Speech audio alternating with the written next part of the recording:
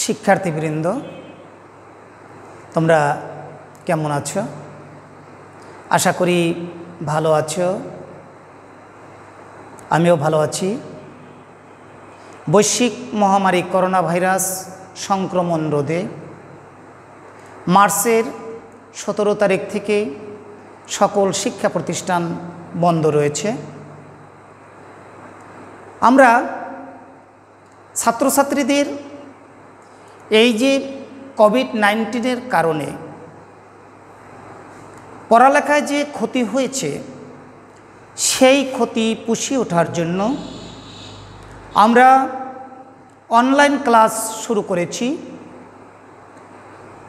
দ্বাদশ শ্রেণীর অনেকগুলো ক্লাস আমরা ইতোমধ্যেই অনলাইনে ছেড়ে দিয়েছি। ফেসবুক, রাজুর কলেজ, ইউটিউবে আমরা আপলোড করেছি। সেই ক্লাসগুলো অবশ্যই দ্বাদশ শ্রেণীর ছাত্রছাত্রীরা সেগুলো দেখেছে, তাদের অনেক উপকার হয়েছে। তারা তাদের কোর্স ইতোমধ্যেই তারা সম্পূর্ণ করতে সমর্থ হয়েছে। আমাদের সাথেও তারা যোগাযোগ করেছে। সার্বক্ষণিক যোগাযোগ করার মধ্য দিয়ে আমাদের দ্বাদশ শ্রেণীর যে কোর্স ছিল সেটা আমরা সম্পূর্ণ করতে সমর্থ হয়েছি। একাদশ শ্রেণীর ক্লাস গত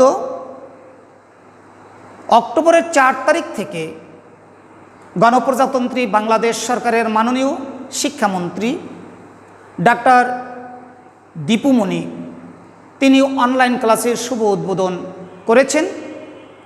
4 তারিখ আমরাও মাদারীপুরের ঐতিহ্যবাহী সরকারি রাজৈর ডিগ্রি কলেজের পক্ষ থেকে আমরাও অনলাইন ক্লাস করেছি, আপলোড করেছি। সেগুলো তোমরা অবশ্যই দেখেছ। সরকারি রাজৈর ডিগ্রি কলেজ তোমরা জানো একটা ঐতিহ্যবাহী কলেজ। যেই কলেজটি মুক্তিযোদ্ধাদের দ্বারা প্রতিষ্ঠিত কলেজ। সেই কলেজে তোমরা যারা একাদশ শ্রেণীতে ভর্তি হয়েছ, তা আমরা এই কলেজের পক্ষ থেকে তোমাদেরকে সুস্বাগতম জানাচ্ছি এবং অনলাইন ক্লাসের পক্ষ থেকেও তোমাদেরকে স্বাগতম, শুভেচ্ছা জানিয়ে আমরা ক্লাস শুরু করছি। 4 তারিখ অক্টোবরের 4 তারিখ যে ক্লাসটি করেছি, সেই ক্লাসটি আলোচনা করেছিলাম সংস্কৃত নিয়ে।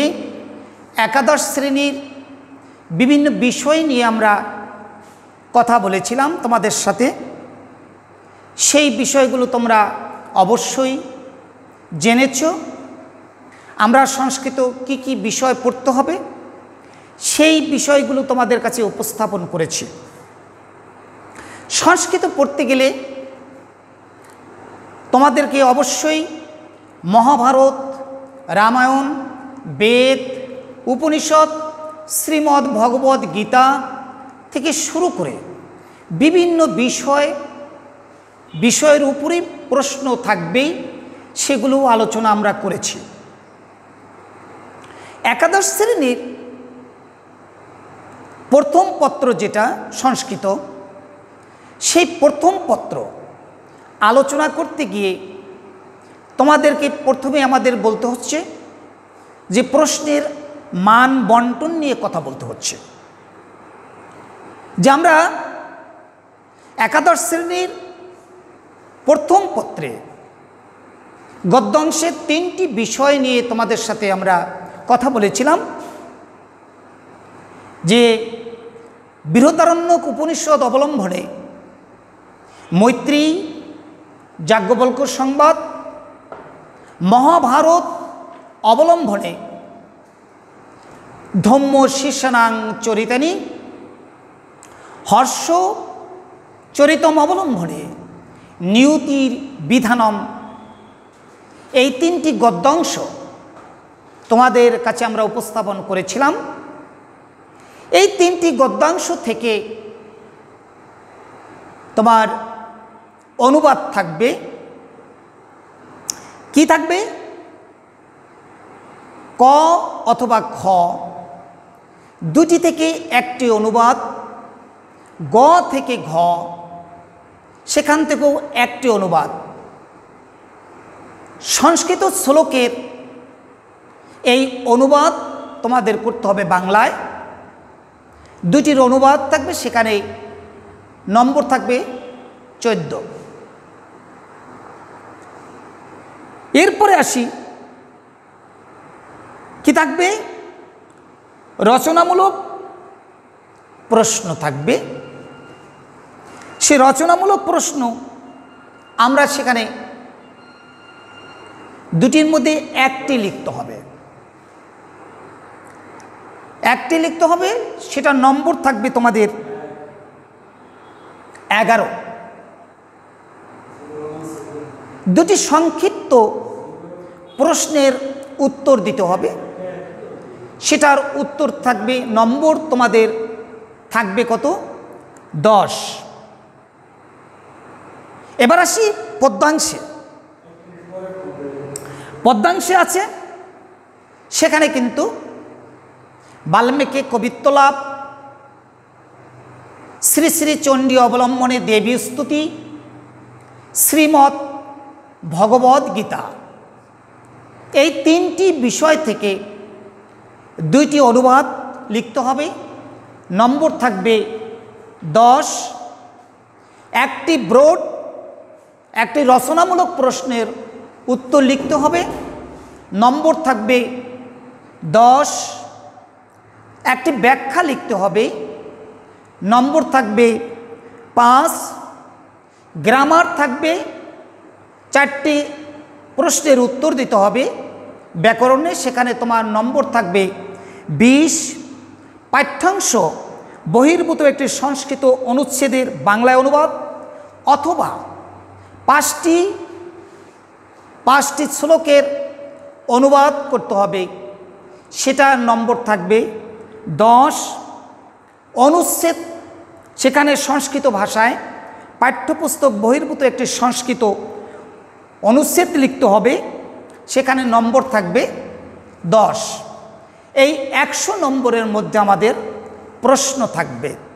প্রশ্নের উত্তর যথাযথভাবে দিতে হবে। আমরা সেই বিষয়টি আলোচনা করতে গিয়ে যে বিষয়গুলো তোমাদের কাছে উপস্থাপন করেছি সেইগুলো একটু ভালোভাবে পড়লে আমাদের সাথে তোমরা যদি নিয়মিত যোগাযোগ করো তাহলে তোমরা অবশ্যই সংস্কৃতে ভালো নম্বর পাবে। সংস্কৃত অনেকেই মনে করছে যেটা একটা কঠিন সাবজেক্ট। আমি তোমাদেরকে বলছি সংস্কৃত অত্যন্ত সহজ। এই সংস্কৃত এই বিষয়গুলো যারা পড়বে, যেমন সংস্কৃত যে গ্রামার আছে এই গ্রামার যারা ভালোভাবে পড়বে তারা কিন্তু বাংলা গ্রামার তাদের কাছে অত্যন্ত সহজ হয়ে যাবে। তা আমি সংস্কৃতটা যেটা মহাভারত, রামায়ণ, বেদ, উপনিষদ এইগুলো তোমাদের এখান থেকে প্রশ্ন থাকবে, সেই বিষয়গুলো তোমাদের কাছে আমরা সহজভাবে উপস্থাপন করব। যেমন আজকে যে বিষয়টি নিয়ে তোমাদের সাথে কথা বলছি, মৈত্রী যাজ্ঞবল্ক্য সংবাদ, এটা কোনখান থেকে এসছে? এটা বৃহদারণ্যক উপনিষদ থেকে নেওয়া হয়েছে। উপনিষদরা হচ্ছে উপপূর্বক নিপূর্বক সৎ ধাতুর পরে কি প্রত্যয় যোগ করে উপনিষদ শব্দটি এসছে। ম্যাক্স মুলারের মতে গুরুর কাছে বসে দার্শনিক বিদ্যা আয়ত্ত করার নাম উপনিষদ। তা উপনিষদ যে প্রধান যে উপনিষদগুলো আছে, যেমন উপনিষদ থেকে যদি মৈত্রী যাজ্ঞবল্ক্য সংবাদ চয়ন করা হয়ে থাকে তাহলে উপনিষদ কি, উপনিষদ কত প্রকার, কি সেটা আমরা তোমাদেরকে সংক্ষিপ্তভাবে তোমাদের কাছে উপস্থাপন করছি।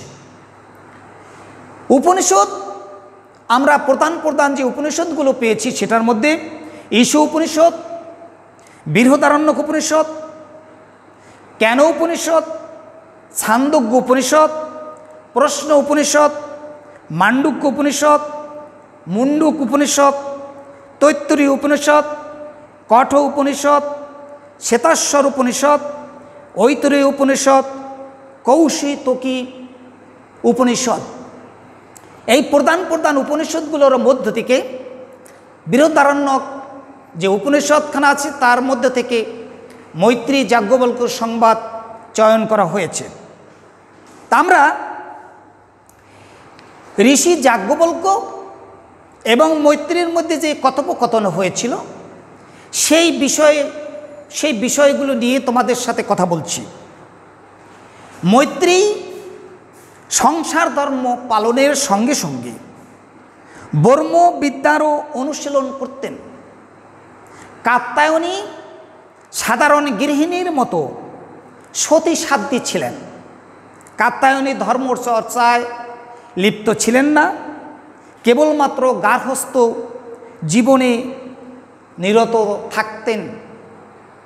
আমরা মহর্ষি যাজ্ঞবল্ক্য যে তার দুজন স্ত্রী মৈত্রী এবং কাত্যায়নী, সেখানে আমরা এই মৈত্রী এবং কাত্যায়নীর মধ্যে যে কথোপকথন হয়েছিল, মহর্ষি যাজ্ঞবল্ক্য যে কথাগুলো বলেছিলেন সেই কথাগুলো আমি তোমাদের মাঝে উপস্থাপন করছি।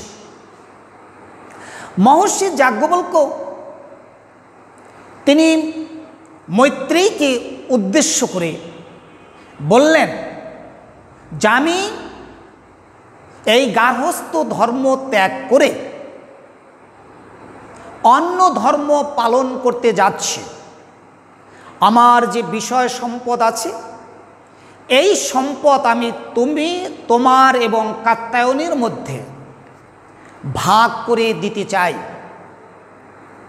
যখন এই কথাটি বলেছিলেন, কি বললেন? মৈত্রীতি হোবাচ যাজ্ঞবল্ক্য প্রবর্জিষ্যান বা অরে অস্মাৎ স্থানাদস্মি হন্ত তে অনায়া কাত্যায়না হন্তং করবানীতি।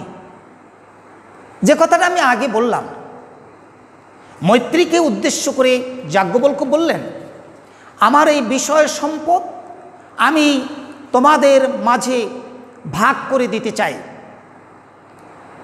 আমি গার্হস্থ্য ধর্ম ত্যাগ করে অন্য ধর্মে প্রবেশ করব, তাই আমি আমার এই সম্পদ তোমাদের মধ্যে ভাগ করে দিতে চাই। এরপরে মৈত্রী কি বললেন? মৈত্রী কি বললেন? সাহবাচ মৈত্রী জন্মেয়ং ভগ সর্বা পৃথিবী বৃত্তেন পূর্ণাসাৎ কথং তেনামৃতা সমিতি নেতি হোবাচ যাজ্ঞবল্কা যথৈব উপকর্ণ পতাং জীবিতং স্যাৎ মৃতত্বস্যু তু নাশাস্তি বৃত্তে নীতি। মৈত্রী বললেন, হে ভগবান, সকল পৃথিবী যদি বৃত্ত দ্বারা পূর্ণ হয় তাহলে আমি কি অমরত্ব লাভ করতে পারব? যাজ্ঞবল্ক্য বললেন যে বৃত্তের দ্বারা কখনো অমৃতত্ব লাভ করা যায় না। সম্পদশালী ব্যক্তিদের জীবন যেমন ভোগপরায়ণ হয়, তোমার জীবনও ঠিক তেমনি হবে। অতএব বৃত্তের দ্বারা, এই ধন সম্পদের দ্বারা কখনো অমরত্ব লাভ করা যায়